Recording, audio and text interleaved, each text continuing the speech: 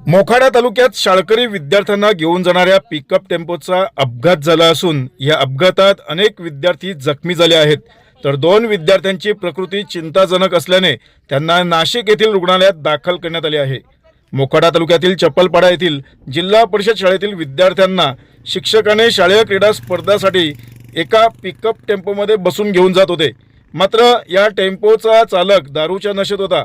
यामुळे पिकअप टेम्पोवरील ताबा सुटल्याने मोखाडा तालुक्यातील सातुर्ली जवळ हा अपघात झाला।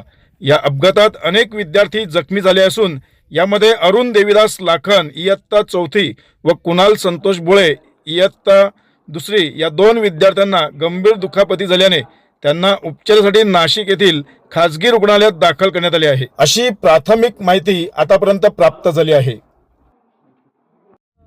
म्हणजे ते नका बाबा सांगता हळू घे गाडी, त्याला तू विचार कर ना तिथून ती गाडी कव्हर नाही होईल इथून घे बाबा आम्ही सकाळी मी पारसा चालू होतो समजलं। एक तर याने फोन केला ज्याला नंतर तू केला